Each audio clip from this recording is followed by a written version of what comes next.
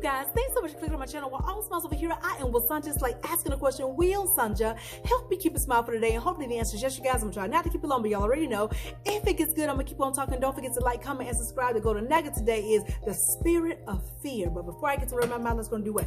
Check out this manifestation jar. Then we're gonna talk about it. Okay, I pulled out 2 or 3, and the first one says what? Baby, congratulations. The next one says what?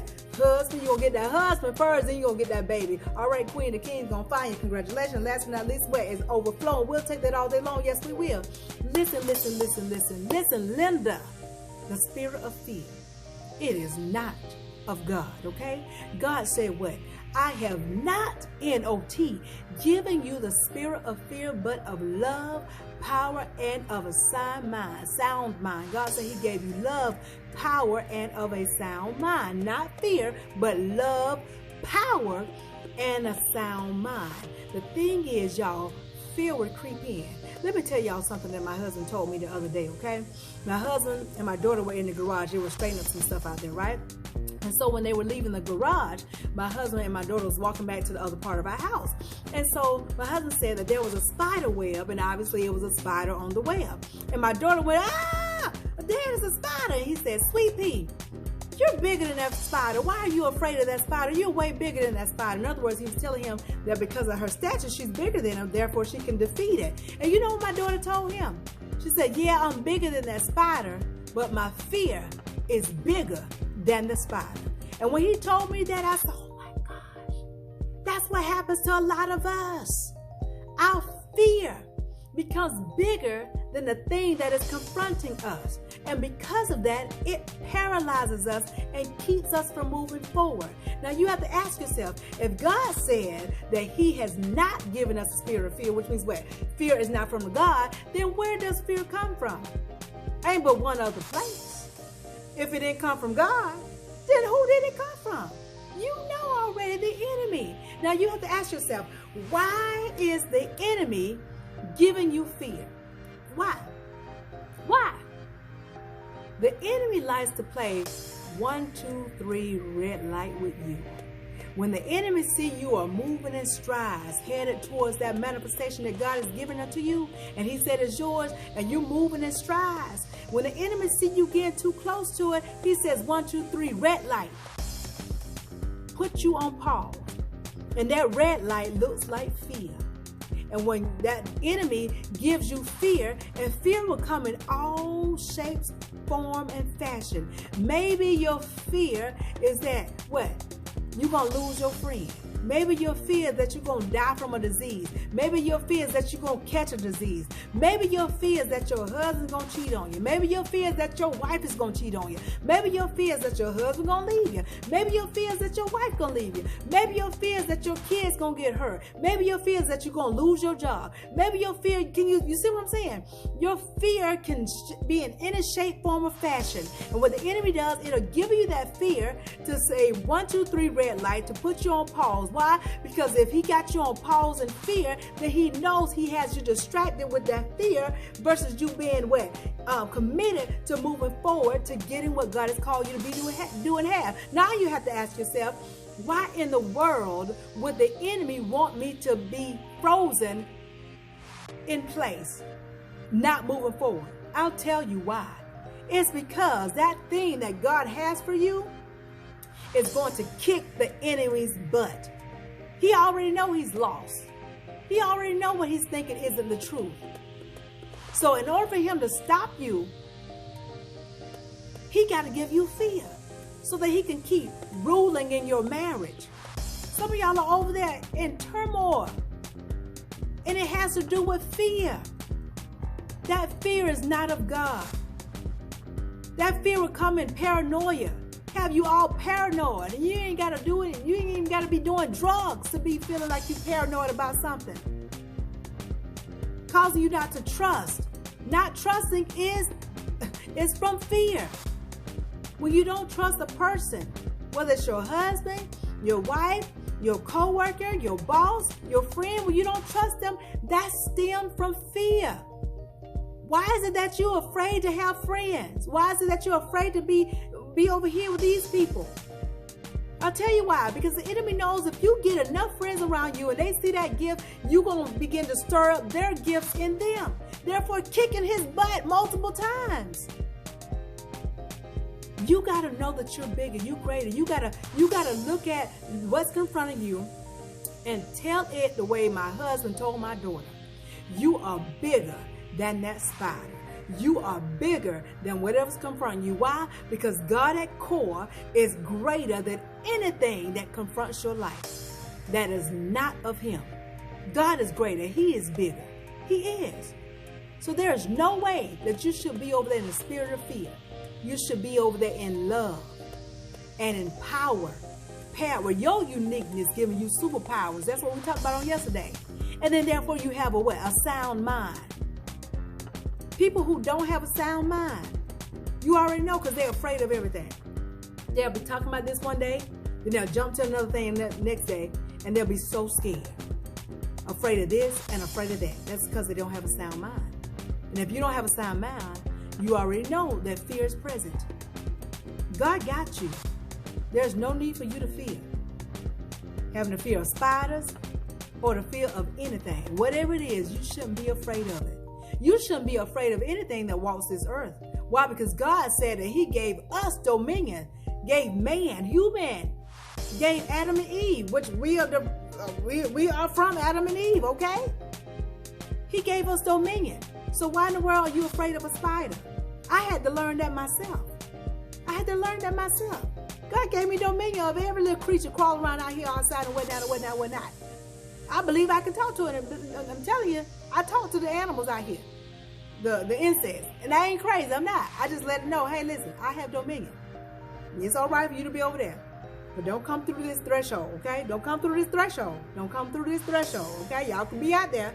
I may even feed you, but don't come inside my house. I have dominion. So there's no reason for you to be afraid of anything. God has given you dominion. And not only that, he is greater, far greater. I will tell y'all this, for the longest, I didn't understand. Sometimes you have to do, not sometimes, all the time, you have to ask God for his revelation and his wisdom. Because a lot of things that you face dealing with fear, it's not just a physical thing, it's a spiritual thing. Especially those of you guys who are in a space where you're always dreaming about spiders. If you have just a true fear of spiders, you know the nature of a spider.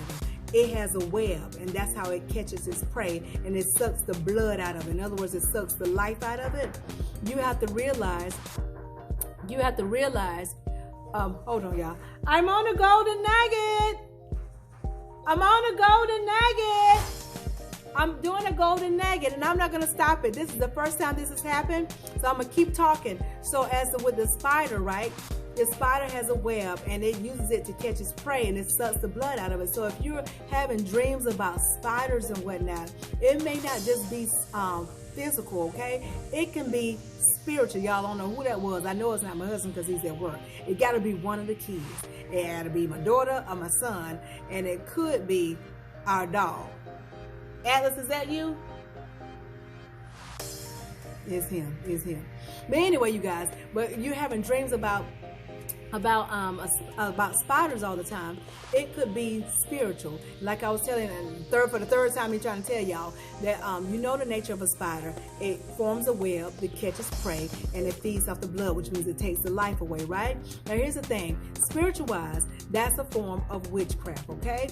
How is that? You say, how do you know that? How do you know? Well, first of all, the web entangles. When you have to entangle a person, that deals with manipulation. So you have to, first of all, check out who's around you, who's surrounding you, who are you hanging out with, who is manipulating you, who is trying to control you. And if you figure that out, then you'll know that's what that dream is trying to tell you. Somebody is trying to manipulate you. And those people are keeping you in a space that is beneficial to them, which means what? They are getting life from you. And with them pulling life from you so they can be happy, that means what? That you're dying over there some kind of way. You may not be dying physically, but you may be dying to where you can't go ahead and start that business. Why? Because you're too busy over here with this person because they need you. They're making you feel that you have to be there. Anybody, person, place, or thing that makes you feel that you are obligated to them, that's a spirit of manipulation, which is a form of witchcraft. If they're controlling you in any shape, form, or fashion, that's of witchcraft. In other words, a Jezebel spirit. And I told y'all before, Jezebel does not just come in the form of a female. It comes in the form of a male as well. Any person, place, or thing that's trying to control you and manipulate you. They normally cry to get their way, or they get real loud to get their way, or they tell lies and spin stories to get their way, or they tell half-truths to get their way, or they make you feel bad about taking care of you to get their way, or they make you feel bad for moving on with your life to get their way. They will come in all shapes and form and fashion to manipulate and control you. And all of that, when you're being manipulated and controlled by that Jezebel spirit, that witchcraft and all that other stuff, what ends up happening, you have fear all around you. And sometimes you don't even know why you're afraid. You don't. And that's why God deals with us in dreams, and He shows us stuff. He'll show us stuff. That's why you got to make sure you keep praying and keep seeking and keep asking God for His wisdom and knowledge. He will let you know what's going on around you. You just have to pay attention to the details, and you got to read. You got to study.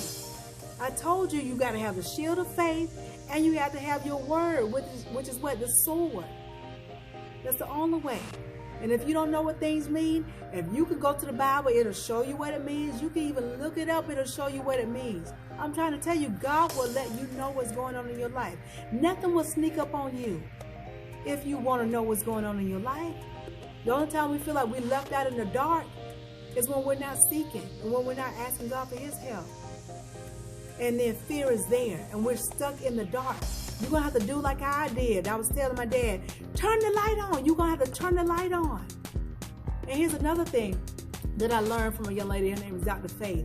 She was saying that if darkness is surrounding you, if you're having a lot of dark dreams, or a lot of darkness is around you, then that's the enemy, obviously. But if you can sense and see and you experience a lot of darkness, then that obviously means that there is a lot of light that is due to you. You just got to reach out for the light. And you got to watch what you're surrounding yourself with. You got to watch what you're putting into your ear gates. You got to watch what you're putting into your eye gates. You got to watch what you're allowing to come into your heart. And that's dealing with the people you're talking to, the conversations you're having, the way you're thinking. You bring darkness into your life by all those things. You got to surround yourself with light, with positivity, all those things that are what? That is of God. And you'll see that fear will not be able to dwell in your midst. No, even if it's trying to peek around the corner and say, let's see if she's scared of me. Let me see. You're like, nope, not scared. You ain't welcome here. Bye. See you later at the gator. Out the wild crocodile. You will not come nigh. You will not come nigh me. And that's how you were taught. You were taught with authority. And authority is power. That's the thing. When you rocking with God, He said you're going to have love, power, and a sound mind. If you ain't rocking with God, you're not going to know you have power to tell that fear to get gone. And don't hit the road, Jack. That's what you're going to tell fear. When you have love, power, and a sound mind, you'll be singing that song by Ray Charles. Hit the road, Jack. And don't you come back no more, no more, no more, no more. You'll tell that fear to hit that road. Hit the road. And anything else that is not of God, you'll tell it to hit the road. And guess what? Because of the power that you have within you, that God has given you, it'll have to hit the road. It'll have to leave. And you ain't got to scream it. You ain't got to yell it. You ain't even got to speak it with your mouth. You could just think it. If you know it's present, you just think it. You know how your mamas give you a look when you're little? And they gave you the look like, I'm going to beat your behind if you don't stop. That's all you got to do. Just look at that thing and go. And it will have to flee. It has to obey. Because when you are aligned with God the way you're supposed to be, and God is leading in your life, then now you have the badge of authority. You not just have the power, but now you have been given authority to get it away. And guess what? Things that are not of God, they know if you have authority. If you just have power, they say, well, you ain't been authorized. You say you have power, but you haven't been authorized. You ain't got no prayer life with God. You ain't got no relationship with God. No, I ain't going nowhere. I'm going to stay here for a little bit. I believe I'm going to have some fun right now. That's what it'll do. But you got to have a relationship with God. If you really want your power to be activated and have some authority, you got to carry a badge, just like a cop. The reason why a cop can stop you is because it has a badge. If a cop didn't have a badge, you think we're going to stop? If a cop says, raise your hand, if he don't have a badge, you don't have the uniform, he has been sworn in, ain't nobody stopping. Ain't nobody doing that. What matters is you having the badge, you having the authority over the power that's been given you. So get authority. Don't be over there fearing. Spend time with God. Develop a relationship. Develop a relationship with God. And watch how you will be able to have that power. Have some love and have a sound mind. Therefore, what fear will not be able to be in your presence. Fear will not be able to, not just in your presence, fear will not be able to be around your husband, your children, because you do know you can speak that thing. And when you speak it, fear gonna have to listen. Oh, she said I can't touch her husband or her children, so I can't. All right, I'm gonna leave y'all alone. That's what fear will say. The enemy will know that you ain't the one to be played with, okay? I hope y'all stuck to the end, because some of y'all were so afraid over there. You should not be afraid. Turn the light on. Turn on the light. And that light is of God. That light is of God. Let him bring your world. Let him bring your world. Give you some love, power, and a sound mind. I hope y'all got this thing, but if you didn't, rewind and watch again. But in the meantime, in between time, if you take just a little bit of what I'm telling you and apply to your life to the best of your ability, you won't ever have to mask a smile. Why? Because your smiles will always be genuine. I'll tell y'all soon. Be blessed, stay blessed, be blessed, stay blessed, be blessed, stay blessed. Y'all know what's coming next. Ciao.